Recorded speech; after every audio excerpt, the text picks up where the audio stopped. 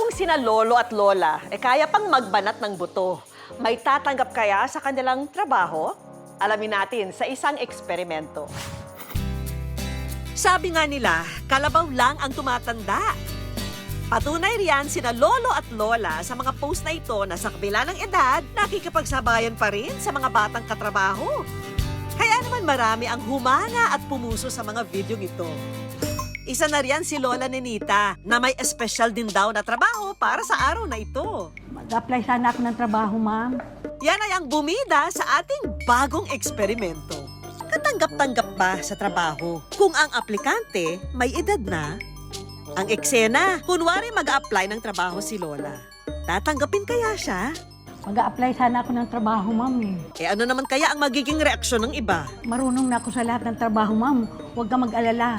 Sanay na ako. 97 pa, nagtatrabaho na ako ng ganito. Ay, nanay, pasensya na po kasi ang tanda mo na, kailangan mo na yata magpahinga. Sa nalalapit na selebrasyon ng Grandparents' Day, magiging star of actingan ang lola niyo. Dinaya ng aming team ang isang cafe kung saan ang unang kasabwat, kunwari mag-a-apply. Habang ang isa namang kasabwat, ang tindera na kunwari, hindi tatanggap kay Lola. Mag-apply sana ako ng trabaho, ma'am. Kahit anong trabaho. Marami na akong experience. Tingnan mo dyan sa resume. Sa unay, tila walang nakakapansin sa pag-a-apply ni Lola. Sorry, mga bata po ang kailangan ko. Pasensya na po. Ilang taon na po kayo? 62, ma'am. 62?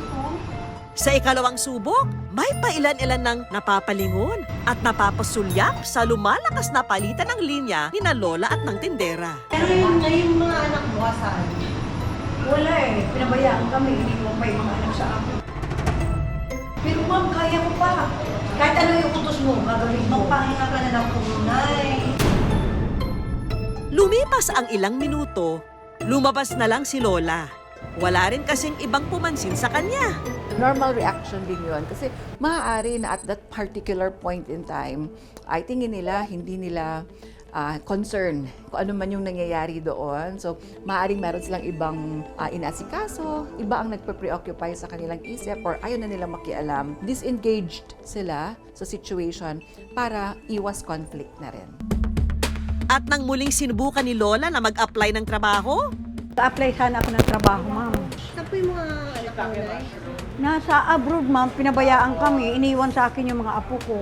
Wala akong pera pag hindi ako magtrabaho. Pasensya na po, Nay. Sa iba ka na lang mag-apply. Ma'am, Kailangan po namin yung malalakas talaga. ma'am, kaya ko pa magtrabaho kahit matanda na Hindi ako. po. Mag-apply na lang po kayo sa... Tingnan mo yung resume ko, ma'am. Pahinga ka na lang po, Nay. Basahin mo, ma'am. Pahinga po. May customer pa po kami, oh. at ang isa sa mga target natin sa eksperimento, isa palang tanyag na direktor sa larangan ng pelikula. Bother talaga ako kanina kasi syempre naawa ako sa kanya. Kasi right now, I'm also single.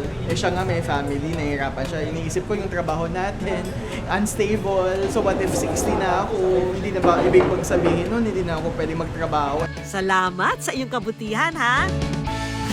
Samantala, i-level up pa natin ang ating eksperimento.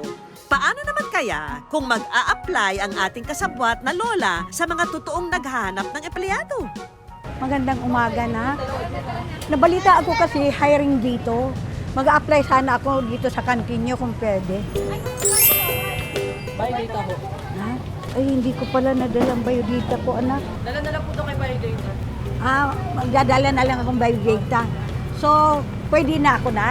Payag na si boss nyo? Opo, pero titignan mo na po nila magdala po kay Biodata. Oo, sige. Pero hindi lang yan, ang isang ito naman, inabutan ng pera para sa pagkain si Lola. Naku, maraming salamat. Nahiya ako, anak. Nag-a-apply na nga ako eh. Maraming salamat, naka. Tulungin po kasi ako sa matanda na awa din po. Kasi lola's girl po ako eh. Sa lola ko po ako naman. Kaya sobrang lapit ko po sa matatanda. Talaga namang marami pa rin sa atin ang may mabubuting puso. Na nangangailangan daw kayo ng tagahugas ng pinggan. Mag-a-apply sana ako. Hindi rin nagdalawang isip ang staff sa isa pang kainan na inaplayan ni Lola. Maraming salamat ha. Kukunin ko muna yung resume ko, no? Sa dalawang kainang ito, hindi naging balakid ang edad ni Lola at tinanggap pa ang resume niya. Pag iisipin natin sa trabaho, mahirap. Kasi ang mahirap dito sa Pilipinas, may age limit po yung trabaho, di ba? Tapos maraming matatanda, kaya pa po magtrabaho, pero di sila makapagtrabaho kasi hindi sila tinatanggap.